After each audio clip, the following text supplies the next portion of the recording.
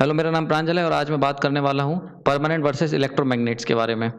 Permanent versus electromagnet की अगर बात की जाए तो दोनों मैग्नेट आप लोगों ने अपने क्लास 12th में फिजिक्स में कवर की होंगी, लेकिन फिर भी मैं आपको रिवाइज करा देता हूँ क्योंकि पूरी मशीन्स में इनका बहुत बड़ा रोल है।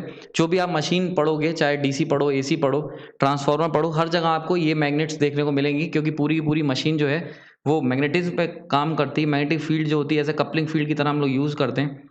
तो ज़रा इसको देखते हैं कि क्या-क्या चीज़ें होती हैं और ये किस तरीके से हमारी मशीन और ऑपरेशन को अफ़ेक्ट करेगी। चलिए शुरू करते हैं। ओके, अगर सबसे पहले बात की जाए परमानेंट मैग्नेट की, तो परमानेंट जैसा कि वर्ड बता रहा है, ये जो मैग्नेट होती हैं परमानेंट, परमानेंट यानी कि ऐसी मैग्नेट जिसमें क्या हो, जिसका जो मैग्नेटिज़्म हो, जिसका मैग्नेटिज़्म वो क्या हो, परमानेंट हो। यानी कि ऐसी मैग्नेट जो अपने मैग्नेटिज़्म को, यानी कि उनकी जो प्रॉपर्टी है, मैग्नेटिक प्रॉपर्टीज़ उसको या मैग्नेटिक फ्लक्स लाइन्स को होल्ड करके रखें। क्या करके रखें?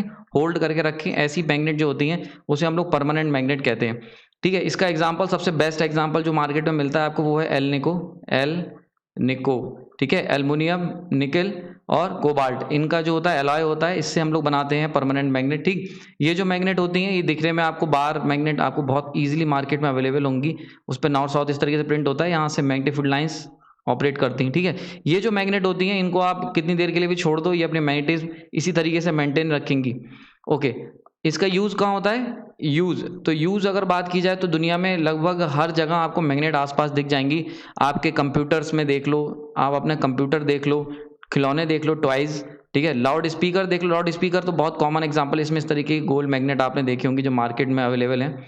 ठीक है, ये जो मैग्नेट होती हैं, ठीक, ये जो मैग्नेट हैं सारी की सारी क्या है, परमानेंट मैग्नेट की तरह वहाँ पर परमानेंट मैग्नेट ही होती हैं। और इनकी वजह से ही लाउड स्पीकर आपकी साउंड प्रोड्यूस करता है, कंप्यूटर आपकी एनर्जी को डाटा को स्टोर करता है, और टॉयज़ जो होते हैं वो अपना अपना डिफरेंट टाइप्स के ऑपरेशन परफॉर्म करते हैं। इस तरीके से ही सारी जगह आपके छाई हुई हैं आसपास। हर मशीन, हर मोटर में आपको ये देखने को मिल जाएगी। अगर बात की जाए इसके कंस्ट्रक्शन की, तो ये कैसे बनाई जाती है, तो इसको बनाने का सिंपल सा तरीका है। हम लोग क्या यूज़ करते हैं? फेरोमैग्नेटिक मटेरियल यूज़ करते हैं। फेरोमैग्नेटिक मटेरियल्स क्या होते हैं? इनको आप लोगों ने अपने मटेरियल वाले सब्जेक्ट इलेक्ट्रिकल इंजीनियरिंग मटेरियल्स में आपने इसे पढ़ा होगा। एक ऐसा आयरन, ठीक है, ये एक आयरन पीस होता है इस तरीके से, जिसके अंदर क्या होते हैं, डोमेन्स होते हैं डायपोल्स के। ठीक है, डोमेन्स होते हैं, यानी कि डोमेन मतलब क्लस्टर, यानी कि बहुत सारा ग्रुप होता है एक, जिसके अंदर जितने भी डायपोल्स होते हैं वो एक ही डायरेक्शन में अलाइन होते हैं। ठीक, तो मान लेते हैं इसके अंदर ये एक डायरेक्शन में अलाएंगे, ऐसे ही यहाँ पे जो है वो इस तरीके से अलाएंगे ये। ठीक, होते रैंडम है, यानी कि अगर बात की जाए नेट फ्लक्स की, नेट फ्लक्स, ठीक है, तो net flux equal to zero होगा। क्यों? क्योंकि ये आपस में भले ही अपने अपने डोमेन में सारे के सारे डायपोल्स अलाइंग हैं यूनि डायरेक्शन, लेकिन नेट अगर ओवरऑल की बात की जाए तो नेट इफेक्ट उनका जीरो होता है। ठीक है, तो ये होते हैं फेरोमैग्नेटिक मटेरियल। अगर बात की जाए फेरोमैग्नेटिक मटेरियल को हम लोग कैसे परमानेंट मैग्नेट में कन्वर्ट करते हैं, तो उसके लिए हम लोग क्या करते हैं, इस फेरोमैग्नेटिक मटेरियल को हम लोग प्लेस करते हैं मैग्नेटिक फील्ड के अंदर, north and south magnetic field के अंदर इसको प्लेस करा जाता है। और उसके बाद क्या करते हैं हम लोग, यहाँ पे इसे हीट करते हैं, कंटिन्यूस हीट करा जाता है। ठीक है, हीटिंग की जाती है। हीट करने से क्या होता है, ये जो नॉर्थ साउथ मैग्नेट है ये क्या करते हैं, इनके अंदर डायपोल्स को अट्रैक्ट करके एक पर्टिकुलर डायरेक्शन में अलाइन करवा देते हैं। ठीक, इस तरीके से मान लेते हैं ये अलाइन हो गए। और हीट करने से क्या होता है, इनकी जो डोमेन्स होती हैं वो अपने आप को हमेशा हमेशा के लिए अलाइन कर लेती हैं इस पर्टिकुलर डायरेक्शन में। यानी कि एटॉमिक स्ट्रक्चर ही पूरा का पूरा बदल जाता है, क्योंकि हम जानते हैं कि कोई भी जो हार्ड मटेरियल्स होते हैं उनके अंदर एटॉमिक स्ट्रक्चर होता है, एटॉमिक स्ट्रक्चर, और वो रिजिड होता है। अगर तुम्हें किसी का एटॉमिक स्ट्रक्चर बदलना है तो उसके लिए आपको हीटिंग का सहारा लेना पड़ेगा। तो हीटिंग लेने से क्या होता है, हीट जब हम करते हैं तो परमानेंट जो अंदर के जो डोमेन्स होते हैं, जो पहले से नॉन यूनिफॉर्मली अलाइन थे, नॉन यूनिफॉर्म थे। ठीक, देखो यहाँ पे क्या लिखा है, जीरो, मतलब पहले क्या थे, रैंडम अलाइन थे। जैसे ये कुछ इधर देख रहे हैं, कुछ इधर देख रहे हैं, कुछ नीचे देख रहे हैं, तो नेट किधर देख रहे हैं, कहीं नहीं देख रहे हैं। ठीक है, लेकिन जब हमने हीट करते हैं और उसे मैग्नेट में रखते हैं, नॉर्थ साउथ की इंपॉर्टेंट चीज़ है मैग्नेट। अगर मैग्नेट में रखने से हम क्या करते हैं, एक उन्हें डायरेक्शन प्रोवाइड करते हैं कि भाई इधर देखना है। हम सब डोमेन से क्या कहते हैं, डायपोल से, कि भाई इधर देखना है इस डायरेक्शन में। तो जब हम कहते हैं इधर देखना है तो डोमेन्स भी इधर देखने लगते हैं, और हम हीट करके उन्हें परमानेंटली सेट कर देते हैं इस फेरोमैग्नेटिक मटेरियल के अंदर। इस तरीके से ये एक बार जब सेट हो जाते हैं, तो अगर बात की जाए ferromagnetic material after heating and setting, तो उसके अंदर डोमेन जो होते हैं वो सारे के सारे, चाहे किसी भी डोमेन के हों, उनकी जो देखने की नज़रिया होता है वो एक जैसा हो गया होता है। ठीक है, अब क्या है, सारे के सारे डोमेन क्या है, एक ही तरफ देख रहे हैं। तो ये तुम्हारी बन जाती है परमानेंट, ये बन जाती है आपकी परमानेंट मैग्नेट। ठीक है, ये आपकी परमानेंट मैग्नेट बन जाती है। क्लियर हो गया होगा। तो इस तरीके से परमानेंट मैग्नेट बनती है और जैसे ही बनती है इसके बाद हम इसे कूल करते हैं, ठंडा कर देते हैं। ठंडा करने के बाद क्या होता है, ये हमेशा के लिए इसके जो डोमेन्स होते हैं वो इसी तरीके से अलाइन हो जाते हैं। ठीक, तो हीटिंग के क्या करा, हीटिंग से हमने इनकी डोमेन की जो अरेंजमेंट था उसे चेंज करा, कूल करके उसे हमेशा के लिए परमानेंट कर दिया और नॉर्थ साउथ लगाने से हमने उसे डायरेक्शन दी। ध्यान रखना, ठीक है। इसको अगर मैं आपको कंसाइज कर देता हूँ, एक बार कंक्लूड कर देता हूँ कि भाई हमने क्या क्या करा। तो सबसे पहले हमने नॉर्थ साउथ मैग्नेट लगाई। मैग्नेट क्यों लगाई थी, फील्ड, नॉर्थ साउथ फील्ड लगाई, ओरिएंटेशन प्रोवाइड करने के लिए, ओरिएंटेशन को प्रोवाइड करने के लिए। हीट करा, हीट क्यों करा, डोमेन्स को एडजस्ट करने के लिए, डोमेन्स को एडजस्ट करने के लिए। फिर हम लोग कूल करेंगे, कूल क्यों करा, परमानेंटली एडजस्ट करने के लिए, परमानेंट एडजस्ट करने के लिए। एंड देन आपकी गर्मा गर्म, सॉरी ठंडे कर दी थी हमने, मैग्नेट तैयार है, परमानेंट मैग्नेट तैयार है। ठीक है, परमानेंट मैग्नेट तैयार है एकदम। ठीक है, तो ठंडी करके जो हमें मैग्नेट मिल जाएगी वो एक परमानेंट मैग्नेट होगी और हमेशा के लिए जो हमने उसके अंदर नॉर्थ साउथ इंड्यूस कराया था, जो पोल्स उसके बनाए थे, वो अपने पोल्स को इसी तरीके से मेंटेन रखेगी और हमेशा के लिए एक नॉर्थ साउथ वाली जो मार्केट में मिलती है वो मैग्नेट बन जाएगी। अगर बात कर ली जाए इलेक्ट्रोमैग्नेट की, तो इलेक्ट्रोमैग्नेट में अगेन मटेरियल सेम यूज होगा। मटेरियल जो होगा वो क्या होता है, इसमें भी फेरोमैग्नेटिक मटेरियल यूज होता है। फेरोमैग्नेटिक मटेरियल, इसके बारे में बता चुका हूं मैं ऊपर। ठीक है, तो फेरोमैग्नेटिक मटेरियल हमने लिया भाई, एक मैग्नेट फेरोमैग्नेटिक मटेरियल लिया है। अब ये कुछ नहीं है, सिंपल ये एक फेरोमैग्नेटिक मटेरियल्स है। ठीक है, इसके अंदर क्या है, इसके अंदर जो भी तुम्हारे डायपोल्स हैं वो क्या रैंडम देख रहे हैं। ठीक, इस तरीके से रैंडम अलाएंगे। ठीक, अब क्या करूंगा मैं, इसके ऊपर मैं क्या करूंगा, कॉइलिंग लपेट दूंगा, कॉइल लगा दूंगा। एक कॉइल क्या होता है, सिंपली एक वायर को मैं इस तरीके से वाउंड करूंगा। ठीक है, ये वाउंड करा और ये बाहर निकाल दिया। अब क्या होगा, नेक्स्ट स्टेप की अगर बात की जाए, जैसे ही मैं इसके अंदर से करंट पास करूंगा, जैसे ही इसके अंदर से एक करंट पास करूंगा, तो ये जो मैंने फेरोमैग्नेटिक मटेरियल लिया था ये कुछ इस तरीके का हो जाएगा। ठीक, इसके अंदर ये जो वायर है, ये वायर इस तरीके से इस पे है। अभी इसमें करंट क्या है, I = 0 है।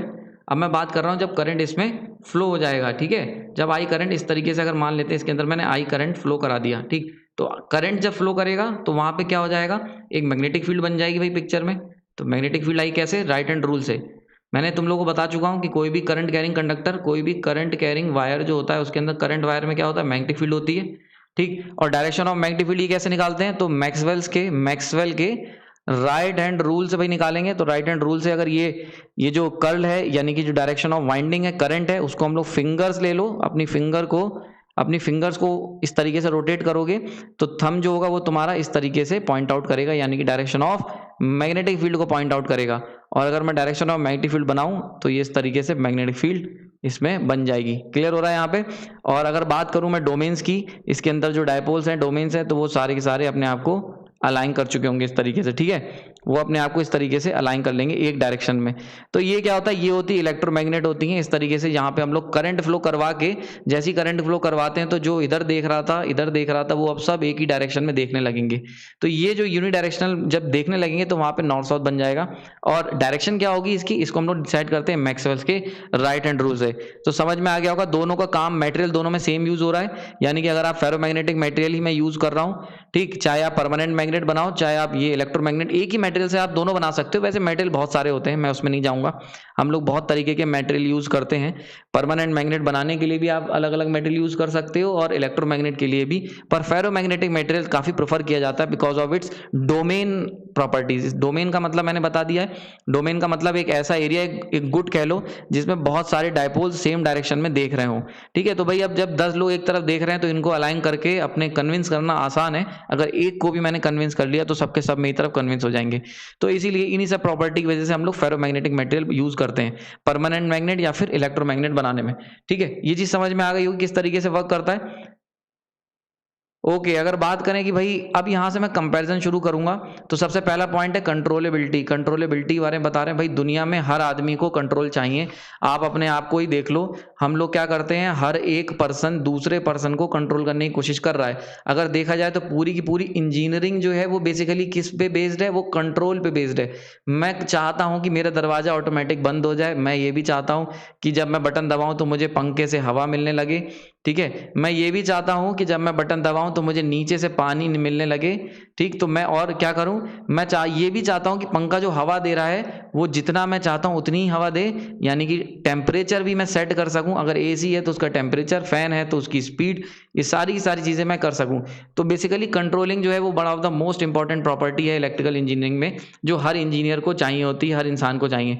तो कंट्रोलेबिलिटी की अगर बात की जाए तो दोनों मैग्नेट को अगर आप जानते हैं जितना अच्छे से, अगर बात करूं मैं, तो परमानेंट मैग्नेट जो होती है, परमानेंट मैग्नेट, उनकी कंट्रोलेबिलिटी जो होती है वो इक्वल टू जीरो होती है, वो बेकार होती हैं कंट्रोलेबिलिटी के मामले में। यानी इसका क्या मतलब हुआ, अगर तुमने एक बार नॉर्थ साउथ मैग्नेट बना दी परमानेंट और उसको तुमने किसी मशीन के अंदर रख दिया, तो कभी भी तुम उसकी पोलैरिटी, ठीक है, उसकी पोलैरिटी, उसकी स्ट्रेंथ, इसमें कुछ नहीं कर सकते। ना तो तुम उसकी स्ट्रेंथ चेंज कर सकते हो, ना उसकी पोलैरिटी।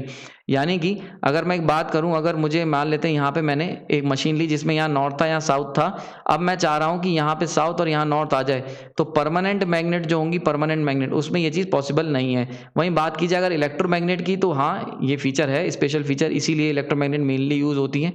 उनके अंदर ये प्रॉपर्टी है कि भाई ठीक है, अगर मान लेते हैं शुरुआत में करंट जो है वो इस तरीके से फ्लो कर रहा है, ये डायरेक्शन राइट हैंड रूल के हिसाब से फ्लेम मैक्सवेल के, तो यहाँ पे मैग्नेटिक फ्लक्स बाहर की तरफ आएगा, ये नॉर्थ हो गया, ये साउथ हो गया। अगर मैं क्या करूँ, डायरेक्शन ऑफ करंट सिंपली, पहले बैटरी ऐसे लगाई थी, अब की इस बैटरी को मैं ऐसे लगा दूंगा।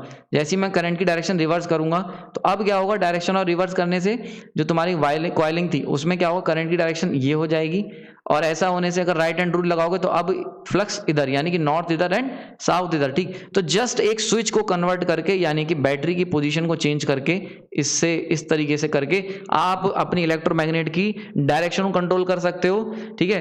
तो इलेक्ट्रोमैग्नेट की क्या कर सकते हो, इलेक्ट्रोमैग्नेट में आप डायरेक्शन कंट्रोल कर सकते हो बहुत इजीली, ठीक।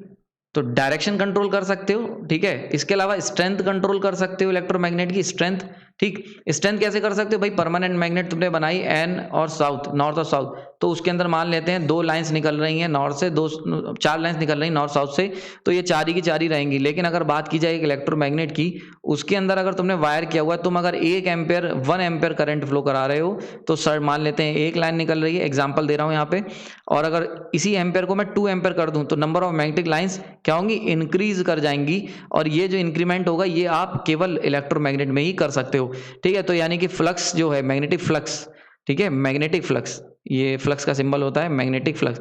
अगर मैग्नेटिक फ्लक्स की बात की जाए तो इलेक्ट्रोमैग्नेट जो होती है, इलेक्ट्रोमैग्नेट, उसके अंदर ये क्या होता है, इसे हम कंट्रोल कर सकते हैं।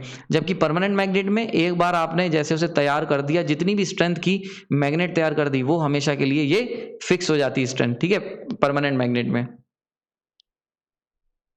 ओके अगर एज की बात की जाए तो यस, हर नेचुरल चीज़ की एज होती है, नेचुरल चीज़ की। अगर मैं बात करूं मैग्नेट्स में, तो मैग्नेट भी 2 तरीके की होती हैं, परमानेंट मैग्नेट, ठीक है, परमानेंट मैग्नेट और इलेक्ट्रोमैग्नेट। अगर परमानेंट की भी बात की जाए तो ये भी 2 तरीके से होती है, एक होती है जो नेचर में मिलती है, और एक होती है जो हम बनाते हैं, यानी आर्टिफिशियल, ठीक है, जो मैं बनाता हूँ परमानेंट मैग्नेट। जैसा कि मैंने तरीका बताया था कि एजिंग गर्म कर दो फेरोमैग्नेटिक मटेरियल को, ये सब तरीके से।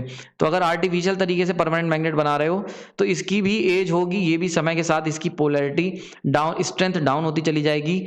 और नेचुरल जो है उसकी तो बहुत तेजी से डाउन होती है, इसीलिए ये पुअर मैग्नेट्स में आती हैं। पुअर मैग्नेट्स, इनको हम लोग यूज नहीं करते हैं जल्दी, ये पुअर मैग्नेट में आती हैं, ठीक है, नेचर में जो मिलती हैं आपको।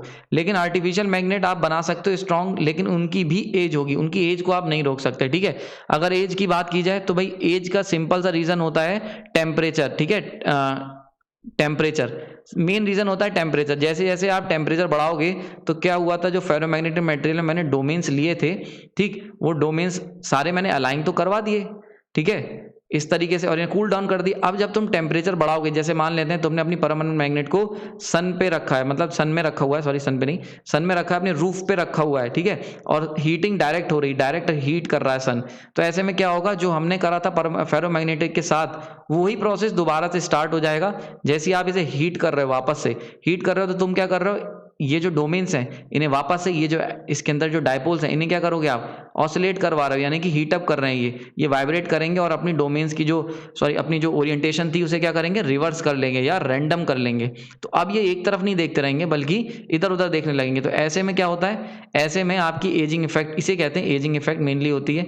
तो समय के साथ क्या होगा, ये जो डोमेन्स हैं, ये जो हमने सारे के सारे डोमेन्स को एक तरफ देखने को कहा था, वो जब कोई गर्म करेगा उन्हें तो ये वापस से इधर उधर देखने लगेंगे, क्योंकि हीट से काइनेटिक एनर्जी बढ़ जाएगी। इनके जो डोमेन्स हैं या उनके अंदर जो डाइपोल्स हैं उनकी वाइब्रेशंस बढ़ जाएगा और वाइब्रेशन बढ़ने से वो रैंडम देखने लग जाएंगे। ठीक है, तो ये रैंडमनेस आ जाएगी, क्या आ जाएगी, रैंडमनेस आ जाएगी। और वो कहाँ से आएगी, वो आएगी टेम्परेचर के राइज अप होने से। और इसी कारण क्या होता है, एजिंग इफेक्ट आ जाती पिक्चर में। ठीक, क्योंकि हम हर समय उन्हें कूल डाउन करके नहीं रख सकते। ओके, बड़ा इंपॉर्टेंट आ जाता है। अच्छा, एक चीज और रह गई एजिंग इफेक्ट के बारे में, एक चीज मैं और बता दूं, एजिंग इफेक्ट, ठीक है, एजिंग इफेक्ट जो मैं पुरानी स्लाइड में बता रहा था। अगर मैं बात करता हूँ इलेक्ट्रोमैग्नेट की भैया, तो इसमें एजिंग इफेक्ट जो होता है वो नहीं होता है। क्यों नहीं होता है, क्योंकि भाई सीधी सी बात है, इसके अंदर हम लोग परमानेंटली उन्हें कर ही नहीं रहे मैग्नेटाइज। तो क्या होता है, अगर हम लोग एक फेरोमैग्नेट लें जिसमें रैंडम अरेंज है, जैसे ये इधर देख रहे हैं, इधर देख रहे हैं, ये ऊपर देख रहे हैं सारे के सारे, और ये सारे के सारे इधर देख रहे हैं नीचे की तरफ। ठीक, तो ये वैसे ही रैंडम अरेंज है। जब हम इन्हें करंट देते हैं तो भाई ये क्या करते हैं, सारे के सारे एक तरफ देखने लगते हैं। ठीक, तो ये था इलेक्ट्रोमैग्नेट। तो इसके अंदर क्योंकि हम लोगों ने परमानेंट अरेंजमेंट नहीं किया हुआ है, इसमें परमानेंट अरेंजमेंट नहीं किया है, नो परमानेंट अरेंजमेंट। ठीक है, नो परमानेंट अरेंजमेंट, कोई भी हमने इनके अंदर जो अरेंज करे हैं डोमेन्स या डायपोल जो है उनका परमानेंट अरेंजमेंट नहीं किया है, तो टेम्परेचर बढ़ाने से कोई फर्क नहीं पड़ेगा। अगर आप टेम्परेचर बढ़ाओगे तो ये जब इलेक्ट्रोमैग्नेट नहीं है, यानी कि जब हमने इसमें करंट इक्वल टू 0 कर रखा है, अगर करंट नहीं दे रहे हो तो तुम कितना भी टेम्परेचर बढ़ाओ, वो कितने भी रैंडम हो जाए, हमें कोई फर्क नहीं पड़ेगा। जैसे ही हम क्या करेंगे, इसके अंदर करंट देंगे तो वापस से सारे के सारे क्या होंगे, एक तरफ देखने लगेंगे। हाँ, अगर ये इलेक्ट्रोमैग्नेट बना हुआ है, यानी कि अगर आप आई दे रहे हो, करंट इसके अंदर दौड़ रहा है, तब अगर तुम टेम्परेचर को राइज अप करोगे तो हाँ, इनकी मैग्नेटिक फ्लक्स स्ट्रेंथ जो होगी वो डाउन हो जाएगी थोड़ी सी। लेकिन ऐसा नहीं है, बहुत ये डाउन जरूर होगी पर बहुत कम होगी, यानी कि एजिंग जो होगी इसमें वो 0 के अप्रॉक्स होगी, ऑलमोस्ट इक्वल टू 0 होगी, नेग्लिजिबल होगी। ठीक है, जबकि परमानेंट मैग्नेट में बहुत ज़्यादा एजिंग होती है।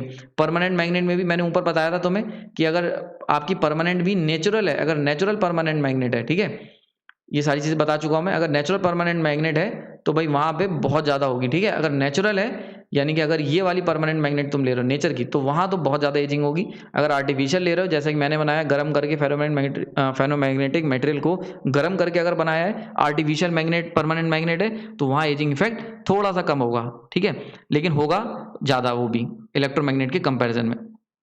ओके, वापस चलते हैं सोर्स रिक्वायरमेंट पे। तो अगर सोर्स की बात की जाए तो क्या परमानेंट मैग्नेट एक बार अगर मैंने तैयार कर दिया नॉर्थ साउथ, तो भैया उसे कहीं भी ले जाओ, अब उसे कोई भी सोर्स की ज़रूरत नहीं है, वो नॉर्थ साउथ अपना मेंटेन करेगा। लेकिन अगर मैं बात करता हूँ इलेक्ट्रोमैग्नेट्स की, तो भाई इसके अंदर तुम्हें कंटिन्यूस सप्लाई देनी पड़ेगी। कौन सी देनी पड़ेगी, डीसी सप्लाई, इंपॉर्टेंट चीज़ है डीसी। एसी नहीं दोगे, एसी दोगे तो मैग्नेट परमानेंट मैग्नेट ना बन के अल्टरनेटिंग मैग्नेट बन जाएगी। अल्टरनेटिंग मैग्नेट यानी कि एक ऐसी मैग्नेट बन जाएगी जिसमें एक बार नॉर्थ साउथ इधर, अगली बार साउथ नॉर्थ इधर, अगली बार फिर से नॉर्थ साउथ। तो इस तरीके से इसकी पोलैरिटी रिवर्स होती रहेगी, पोलैरिटी एसी वेव के हिसाब से चेंज होती रहेगी। तो इसीलिए कभी भी इलेक्ट्रोमैग्नेट्स में हम लोग एसी नहीं देते हैं, याद रखना ये चीज़, एसी नहीं देते हैं, केवल डीसी देते हैं, क्योंकि डीसी डायरेक्ट करंट होता है, वो एक बार तुमने अगर दे दिया तो पॉजिटिव अपनी पोलैरिटी को मेंटेन रखेगा। क्लियर हो रहा है? ओके, तो इलेक्ट्रोमैग्नेट की बात की जाए तो आपको एक कंटिन्यूस सोर्स की ज़रूरत है, एक कंटिन्यूस बैटरी या एक कंटिन्यूस सेल या एक कंटिन्यूस आपको डीसी सोर्स की ज़रूरत पड़ेगी। जबकि अगर बात की जाए परमानेंट, तो नहीं, परमानेंट के अंदर एक बार आपने अगर परमानेंट मैग्नेट तैयार कर दी तो वो हमेशा के लिए अपनी पोलैरिटी मेंटेन रखती है। ठीक है, तो यानी कि ये एक डिसएडवांटेज था भाई, ये याद रखना, ये एक बड़ा एक लौता मतलब मेन, जिसे मैं कहूँगा जो मेन डिसएडवांटेज है, जो मेन डिसएडवांटेज, ठीक है, मेन डिसएडवांटेज जो है, डिसएडवांटेज इलेक्ट्रोमैग्नेट का, याद रखना, परमानेंट के तो बहुत सारे हैं, इलेक्ट्रोमैग्नेट का जो मेन डिसएडवांटेज वो क्या है भाई, डीसी सप्लाई की, ठीक है, या फिर सोर्स की जरूरत है एवरी टाइम। ठीक है, मतलब पूरे समय, जितनी देर तुम्हें इलेक्ट्रोमैग्नेट चाहिए तो तुम्हें डीसी सप्लाई देनी पड़ेगी या डीसी सोर्स कनेक्ट करना पड़ेगा। ओके, तो हमने यहाँ पे ये कंक्लूड कर देते हैं, जितना भी मैंने आप लोगों को बताया है बहुत इंपॉर्टेंट है, ये ध्यान रखना ये चीज़। ठीक है, तो परमानेंट मैग्नेट की ये मैंने बता दिया। परमानेंट मैग्नेट हम लोग ये दो तरीके की होती हैं, एक होती है नेचुरल, ठीक है, यानी कि जो हमें नेचर में मिलती है, अर्थ के कोर में मिलती है, अर्थ कोर में, ठीक है। एक होती है आर्टिफिशियल, जो हम लोग अपनी कंपनी में या फैक्ट्री या इंडस्ट्री में बनाते हैं, इसके लिए मैंने प्रोसेस बता दिया कि पहले हम लोग फेरोमैग्नेटिक मटेरियल लेंगे, उसे हीट करेंगे, मैग्नेटाइज करेंगे, फिर उसे कूल करेंगे और हमारी मैग्नेट तैयार है। ठीक है, इलेक्ट्रोमैग्नेट बात करें, सिंपल है, फेरोमैग्नेटिक मटेरियल यही वाला मटेरियल मैं यहाँ पे लूंगा, बस उसमें क्या करूंगा, वायरिंग करूंगा और एक उसे डीसी सप्लाई जैसे ही दूंगा तो वो क्या बन जाएगी, पर इलेक्ट्रोमैग्नेट तैयार हो जाएगी। ठीक है, नेक्स्ट क्या है, कंट्रोलेबिलिटी बताई मैंने, ये जी हाँ कंट्रोलेबिलिटी। तो इलेक्ट्रोमैग्नेट जो होती हैं वो काफ़ी ज़्यादा कंट्रोलेबल होती हैं, इसीलिए हम लोग इलेक्ट्रोमैग्नेट बनाने का रीज़न ही यही है। अगर कंट्रोलेबिलिटी हमें चाहिए तभी हम इलेक्ट्रोमैग्नेट जाएंगे, अगर आपको कंट्रोलेबिलिटी नहीं चाहिए तो आप परमानेंट मैग्नेट ले लेंगे। ध्यान रखना ये चीज़, अगर तुम्हें कंट्रोलेबिलिटी की जरूरत नहीं है तो परमानेंट मैग्नेट को प्रेफर करो, क्योंकि इसके अंदर तुम्हें सोर्स की जरूरत नहीं पड़ेगी। अगर मान लेते हैं तुम कोई ऐसा सिस्टम बना रहे हो, जैसे मान लेते हैं कोई रिकॉर्डिंग इंस्ट्रूमेंट बना रहे हो, या फिर कहीं तुम प्लेस कर रहे हो, कंप्यूटर के अंदर कहीं प्लेस कर रहे हो जहां तुम्हें हमेशा एक मैग्नेट चाहिए ऑलवेज, ठीक है, और इक्वल मैग्नीट्यूड की, तो वहां क्या करोगे, कंट्रोलेबल यानी कि इलेक्ट्रोमैग्नेट नहीं लोगे बल्कि परमानेंट मैग्नेट को प्रेफर करोगे। तो परमानेंट मैग्नेट कहां प्रेफर की जाएंगी, जहां पे हमें नो कंट्रोल, जहां पे हमें कंट्रोल की जरूरत नहीं है। ठीक है, एजिंग इफेक्ट बता दिया मैंने, एजिंग इफेक्ट जी हाँ, परमानेंट मैग्नेट में एजिंग इफेक्ट होता है, नेचुरल में बहुत ज्यादा होता है, ठीक है, और आर्टिफिशियल में कम होता है, लेकिन होता है। सबसे कम किस में होता है, इलेक्ट्रोमैग्नेट में बिल्कुल भी ऑलमोस्ट नेग्लिजिबल एजिंग इफेक्ट देखने को मिलता है। सोर्स रिक्वायरमेंट ये भी मैंने बता दिया, सोर्स, ठीक है। तो इलेक्ट्रोमैग्नेट के साथ क्या डिसएडवांटेज था, इकलौता मेन जो सबसे मेन डिसएडवांटेज है, मेन डिसएडवांटेज वो क्या है, इनको क्या चाहिए, सोर्स, यानी कि एक डीसी सोर्स की तुम्हें जरूरत पड़ेगी। ठीक है, यही इसका मेन डिसएडवांटेज है। जबकि बात की जाए परमानेंट मैग्नेट की तो उन्हें नो सोर्स, उनको कोई भी सोर्स की जरूरत नहीं है। ठीक है, क्लियर हो गया यहाँ पे। तो ये बड़ा इंपॉर्टेंट था, आई होप आप लोगों को ये समझ में आया होगा। और मैंने यहाँ पे ज़्यादातर पोर्शन कवर करने की कोशिश की, मैं बहुत ज़्यादा डिटेल में इसमें मटेरियल वाले सब्जेक्ट में डिटेल में नहीं गया हूँ कि फेरोमैग्नेटिक मटेरियल क्या होता है, फिर भी मैंने आप लोगों को ऊपर से बताने की कोशिश की है। ये मेरा पर्पस इस दोनों चीज़ों को समझाने का ये था कि आप मशीन्स में कब कहाँ कौन सी मैग्नेट यूज़ करोगे और इलेक्ट्रोमैग्नेट हम लोग क्यों प्रेफर करते हैं as compared to the permanent magnet. ये काफ़ी ज़्यादा पूछे जाने वाला क्वेश्चन है और वाइवा में भी आपको बहुत हेल्प मिलेगी इस वीडियो से, इस लेक्चर से, और क्वेश्चन आंसर में भी आप लोगों को लिखने में काफ़ी हेल्प मिलेगी। आपने अपना कीमती समय दिया, उसके लिए धन्यवाद।